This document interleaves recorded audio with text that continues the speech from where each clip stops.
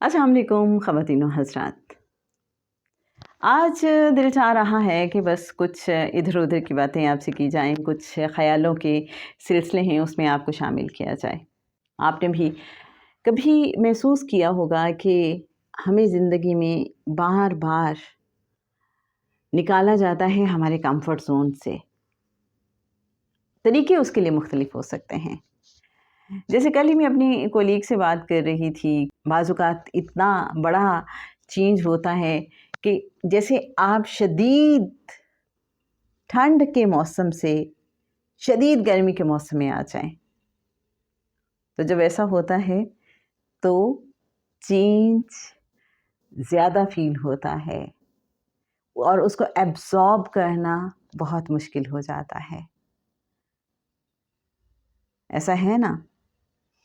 तो मैं सोच रही थी कि मुश्किल क्यों होता है हमारे लिए चेंज को एक्सेप्ट करना, एब्ज़ॉर्ब करना, अपने कंफर्ट ज़ोन से निकलना।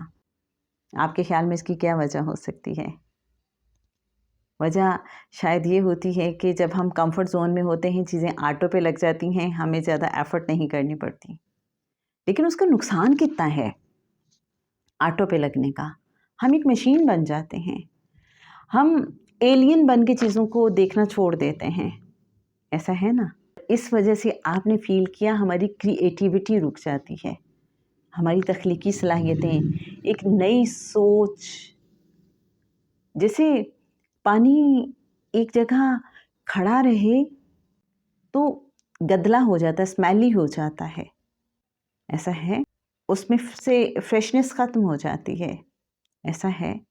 मुझे ये लगता है कि जब हम बहुत अरसे तक अपने कंफर्ट ज़ोन से नहीं निकलते हैं तो हमारी ज़िंदगी रुकना शुरू हो जाती है। इसको कहीं न कहीं हम मौत का नाम भी दे सकते हैं। हमें बज़ाहिर लग रहा होता है कि ये हमारे लिए बहुत अच्छा है, लेकिन अच्छा नहीं भी होता। फिर जब हमें कंफर्ट ज़ोन से निकाला जाता है तो रेजिस्टेंस आती है हमारे अंदर, क्योंकि हमारा जो नफ्स है वो ज़्यादा मेहनत करना पसंद नहीं करता बाज़ औक़ात, जब उसे सुकून की, आराम की, सहल पसंदी की आदत हो जाए। तो वो जो रेजिस्टेंस है असल में वो हमारे लिए चेंजेस को एक्सेप्ट करना मुश्किल बनाती है। क्या आपको लगता है ऐसा? आपने देखा होगा कि जहाँ बहुत रूटीन में चेंजेस आ रही होती हैं, चैलेंजेस बहुत ज़्यादा होते हैं। शुरू में तो बहुत मुश्किल लगता है हमें, लेकिन आहिस्ता-आहिस्ता हम उनके आदी हो जाते हैं। और फिर एक वक़्त ऐसा भी आता है कि हमें फिरकी बनने की इतनी आदत हो जाती है कि जिस रोज़ कोई ठहराव हो, कोई सुकून हो, तो हम कहते हैं मज़ा नहीं आ रहा। मुझे अपने मुर्शिद साहब याद आते हैं। फरमाते हैं कि जो मोमिन है वो हर वक्त कमर कस के रखता है, हर चैलेंज के लिए तैयार, मेहनत के लिए तैयार, सहल पसंद नहीं होता, सुस्तुल वजूद नहीं होता। अब बात कहीं से कहीं भी जा सकती है। ये ख़यालों के सिलसिले हैं, जहाँ ले जाएंगे हम उस तरफ खुद भी जाएंगे और आपको भी लेते जाएंगे। तो समझ ये आई कि अगर हम चाहते हैं कि चेंजेस को इजीली हम एक्सेप्ट कर लें तो बहुत लंबे अरसे तक हम कंफर्ट जोन में ना रहें। इवन खुद भी प्रैक्टिस कर लिया करें, ज़िंदगी में कुछ नयापन लाने की कोशिश कर लिया करें। मुझे याद है कि किसी वक्त हमने ये पढ़ा और सुना कि जब हम एक जैसी मोनोटनस लाइफ गुजार रहे होते हैं तो डिप्रेशन का शिकार होने लगते हैं। इवन फिर जो लाइफ कोच हैं वो ये बताते हैं, या स्ट्रेस मैनेजमेंट वाले ये बताते हैं कि जी अगर आप रोज़ एक जगह पे बैठ के नाश्ता करते हैं तो छोड़ दें, जगह तब्दील करें। अगर आपने एक ही वक्त वॉक के लिए रखा हुआ है तो उसमें चेंज ले आएँ। अगर आप एक ही तरह के टीवी प्रोग्राम्स देखते हैं तो भाई स्टॉप, चेंज करें, हर तरह की चीज़ें देखें। क्या हम ऐसा करते हैं?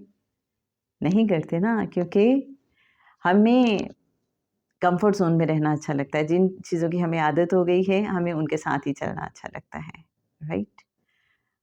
और फिर इसके अलावा جب قرآن پاک میں ہم دیکھتے ہیں تو 2 طرح کی ہجرت کی بات ہوتی ہے. ہو سکتا ہے اور بھی ہو، لیکن میرے ذہن میں اس وقت 2 طرح کی ہجرت ہے. ایک تو یہ ہے کہ اگر کہیں پہ حالات آپ کے لیے تنگ ہو جائیں، مشکل حالات ہو جائیں اور وہاں آپ کے لیے سروائیول مشکل ہو جائے، اور اوبیسلی آپ کی پرائیورٹیز ہوتی ہیں ہر ایک کی، اور حقیقت میں پرائیورٹی یہ ہے کہ اللہ کے ساتھ اگر کسی جگہ پہ رہنے سے کنیکشن کمزور ہو رہا ہے اور ہم اللہ کے بتائے ہوئے احکامات پہ پراپرلی عمل کرنے سے قاصر ہیں، تو اوبیسلی پھر اس جگہ سے ہجرت کرنا ضروری ہے اگر حالات اجازت دیں. کمفرٹ زون تو وہاں تھا ہی نہیں، لیکن ایک ہجرت فزیکلی ہمیں کرنی پڑتی ہے. لیکن بعض اوقات فزیکلی ہجرت کرنا پاسبل نہیں ہوتا. آپ ایسے ایک انوائرمنٹ میں رہ رہے ہوتے ہیں جہاں بہت سی کمپلشنس ہوتی ہیں، آسان نہیں ہوتا اس میں سے نکلنا. پھر کیا کیا جائے؟ اس میں سروائیول کے لیے کیا کیا جائے؟ جی، ذہنی ہجرت. آپ کو ڈیفوڈلز یاد ہے؟ نہ جانے کیوں یاد آ گئی مجھے. جب اس شاعر نے کہا وہ جو ڈیفوڈلز ڈھیر سارے کھلے ہوئے تھے اور وہ ان کو بہت پیار سے دیکھ رہا تھا، تو اس کی بہن نے کہا کہ ان کو دیکھو اور اپنے اندر ان کو سمو لو. پھر جب کبھی تمہیں زندگی بور لگے، بے رنگ لگے، اداس لگے، پھیکی پھیکی لگے، تو اس منظر کو سوچنا، محسوس کرنا اور اپنے آپ کو یہاں پہ محسوس کرنا. تمہیں لگے گا کہ تم انہی ڈیفوڈلز کے ساتھ بیٹھے ہوئے ہو. یہ تھی ذہنی ہجرت کے حوالے سے ایک ٹپ. آپ نے دیکھا بہت سے لوگ فینٹیسی ورلڈ میں رہتے ہیں، خوابوں کی دنیا میں بھی رہتے ہیں. مجھے یہ لگتا ہے کہ یہ بھی ذہنی ہجرت ہوتی ہے. بعض اوقات آپ کے آس پاس اتنی تلخی ہوتی ہے، آپ چاہتے ہو کہ اس میں سے نکلو. ایسے میں خواب بننا بہت اچھا ہے، کم از کم پھر حقیقت کی تلخی اتنی زیادہ محسوس نہیں ہوتی. ایک خاتون مجھے بتا رہی تھی کہ ہمارے گھر میں جو میڈ آتی ہے وہ بعض اوقات بہت بڑی بڑی باتیں کرتی ہے. کہتی کہ پہلے مجھے یقین نہیں آتا تھا کہ کیا اس کی زندگی میں یہ سب کچھ سچ مچ ہو رہا ہے، تو پھر یہ لوگوں کے گھروں میں کام کیوں کرتی ہے. کہتی کہ پھر میں نے جب نوٹس کرنا شروع کیا تو مجھے لگا کہ خواب دیکھتی ہے، ازیوم کرتی ہے، خواب بنتی ہے اور ان کو حقیقت سمجھتی ہے کہ جیسے سچ مچ ایسا ہو رہا ہے. خیر اس حد تک تو نہیں جانا چاہیے، لوگ شیزوفرینک نہ کہنا شروع کر دیں. ہم بات کر رہے تھے چینج کو ایکسیپٹ کرنے کے حوالے سے. اچھا، کچھ چینج ایسے ہوتے ہیں کہ انسان فٹافٹ ایکسیپٹ کر لیتا ہے، جیسے ایبزارب ہو جاتا ہے، جیسے اسے لگتا ہے کہ یہ ہے ہی اس کے لیے. اور آپ نے دیکھا کہ کچھ ہماری زندگی میں چینجز ایسے ہوتے ہیں جو ایکسیپٹ کرنے کے لیے، جن کو ایبزارب کرنے کے لیے ہمیں ایفرٹ کرنی پڑتی ہے. کیا آپ کے ساتھ کبھی ایسا ہوا؟ جیسے ہو سکتا ہے اگر آپ جاب کرتے ہیں تو آپ کی کسی ایسی جگہ پوسٹنگ ٹرانسفر ہو جائے جہاں آپ کو لگے ہو میں کہاں آ گیا، اور بعض اوقات ہو سکتا ہے آپ کسی ایسی جگہ پہ پوسٹڈ ہو جائیں کہ جہاں آپ کہیں واہ زبردست، دس از لائک اے پیراڈائز. ایک اور چیز میں نے دیکھی زندگی میں، آپ نے بھی شاید دیکھی ہوگی. بعض اوقات زندگی میں جب کوئی چینج آنے والا ہوتا ہے تو ہمارے اندر اس حوالے سے پہلے سے وائبس آنا شروع ہو جاتی ہیں، جیسے ہمیں تیار کیا جا رہا ہے.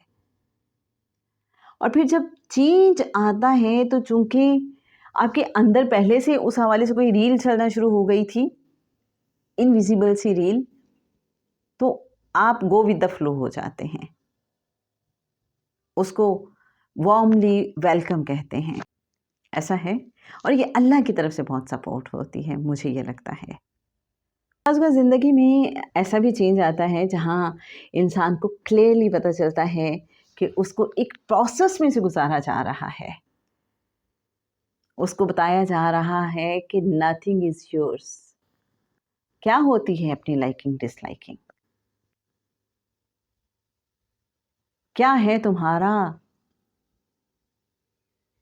جب سب کچھ کسی اور کا ہے تو پھر کیوں سب کچھ اپنی مرضی کے مطابق دیکھنا چاہتے ہو؟